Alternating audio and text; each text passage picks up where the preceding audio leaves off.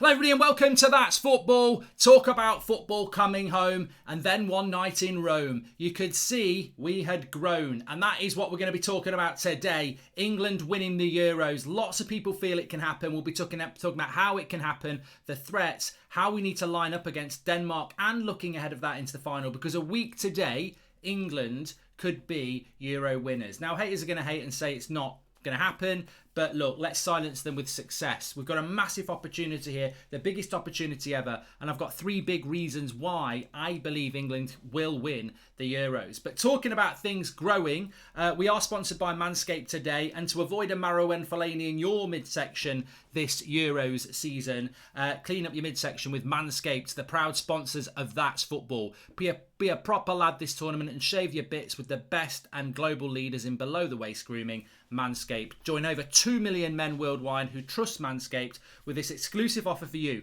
20% off and free worldwide shipping with the code FOOTY20 at manscaped.com. That link is in the video description. We've all had those close encounters when trying to make our areas below our waist look as handsome as those above, and this is why the Manscaped engineering team have perfected the greatest ball hair trimmer ever created and just released the new and improved Lawnmower 3.0. So now you can shave your most important possessions with no fear of injury. As I always say, trim the grass to make the yard look bigger. But also, it is waterproof. It comes with an LED light. It comes with its own USB charging pack, so you can put that in your bathroom and show it off to anybody who visits. You know, I'm a man who trims my balls, you know. Do it. So links in the video description. And another thing I like about this is that whenever purchase is made through manscaped.com, they make a contribution to the Testicular Cancer Society to bring awareness to testicular cancer, men's health and early cancer detection. So what you're waiting for, head over to the link in the video description, FOOTY20, to get 20% off. Free worldwide shipping as well. And also, if you're a little bit older like me, they've got the nasal hair trimmer, which I have to probably do more than once a week now. But bloody hell, it's like trimming a big bush, which is what that one does. Links in the video description. Really good quality products. I use them all the time, which is, you know, I know you have to say that for a lot of sponsors, but I genuinely do use Manscaped stuff all the time. Links in the video description. Anyway, England winning the Euros. Where are we all at with this? I think that we'll never have a better opportunity to do it. Do I sit here and say that in a week's time we're going to win the Euros?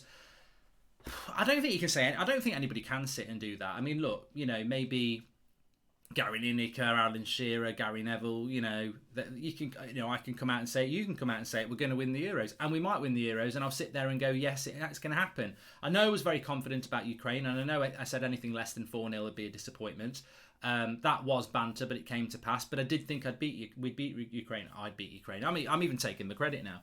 But I think how we line up in these next 2 games, if we're going to get 2 games, is so important. I was saying yesterday on Twitter that I would bring Jordan Henderson in, and I got a lot of stick, but I think this is the point for me is that, look, we'll do the preview on Wednesday morning. Obviously, it's Italy against Spain tomorrow night. But, you know, we probably have got 16 players that deserve to start. And I think that's the unique point one, I would say, about winning the Euros. Point one is Southgate's got to pick the right team.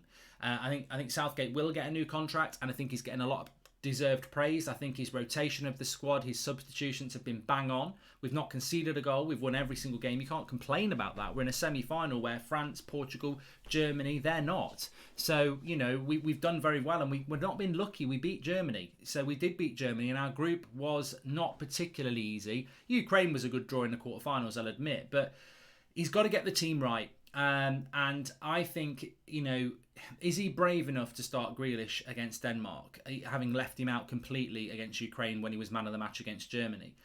Is he brave enough to bring Jordan Henderson in, who provides more leadership than Rice and Calvin Phillips ever could? Now, many people would say Calvin Phillips and Rice don't deserve to be dropped, and I sort of do subscribe to that view. But also, Jordan Henderson has won a Premier League, a Champions League, and is a better progressive passer than those two ever will be. And I'm like, you know, if we don't do that and we lose the midfield battle, you will look at it and go, he could have played Jordan Henderson, now he's fit. I mean, look, I like Jude Bellingham. I think Jude Bellingham is actually better than any of our midfielders. I rate Jude Bellingham that highly. But I think the fact that he's 17, 18, is he 17 now? I think he's 17. I think the fact that he's 17 doesn't go in his favour.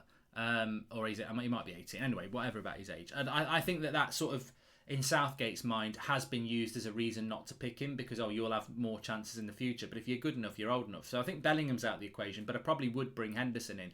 I wouldn't go a back five against Denmark because I don't really want to see a back five again. I don't really think the back five was that effective against Germany, any better than a back four. I mean, I think Maguire and Stones can work just as well as... look, we can almost do what Italy do. We don't need to play a back five.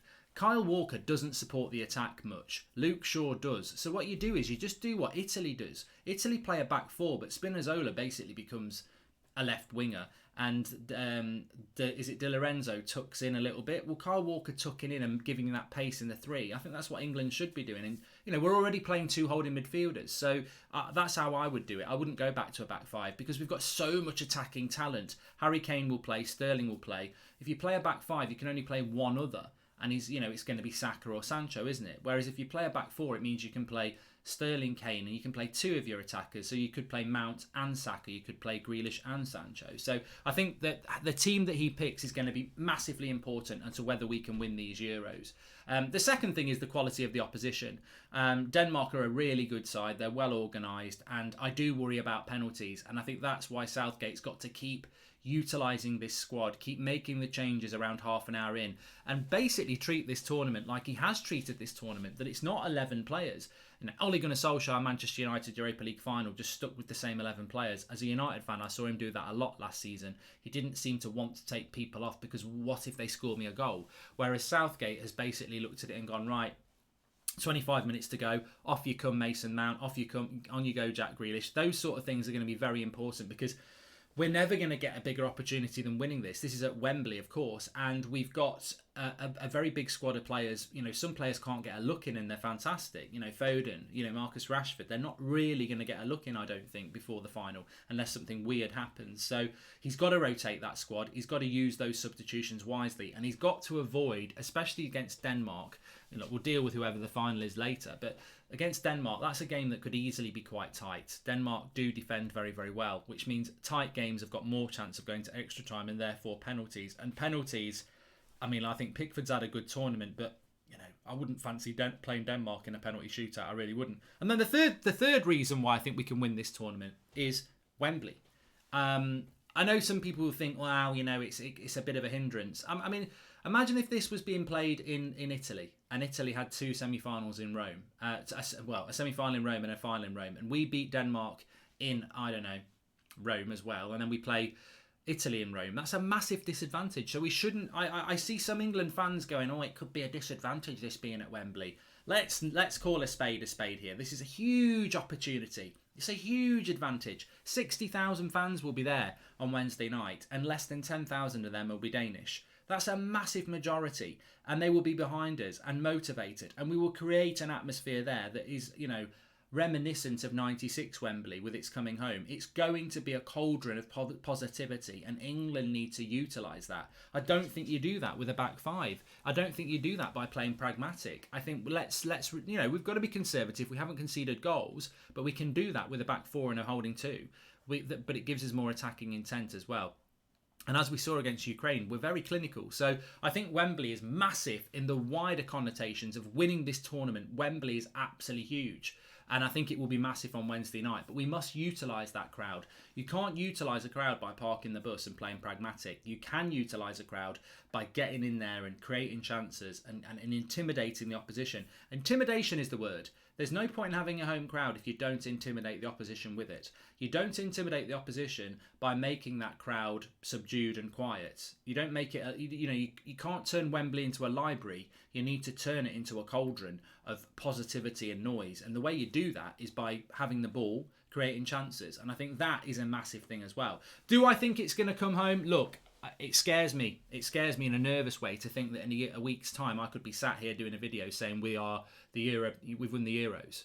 For England to win their first ever major tournament in my lifetime is a scary prospect. And I'm fully aware that we were in a semi-final in the last World Cup. And I'm fully aware that I've seen us lose two other semi-finals when I thought we were going to win it. So I'm fully aware that this is probably more likely to fail than succeed because I've never seen success.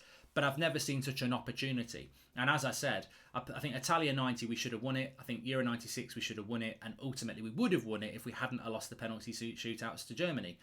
In the last World Cup, I didn't think we were good enough to win the World Cup. I thought we were in a false position. In this, I think we are where we belong, and I think we've got more gears, and I think we've got brilliant players, and I think we should go and win this tournament because we've got home advantage, and that's what I believe.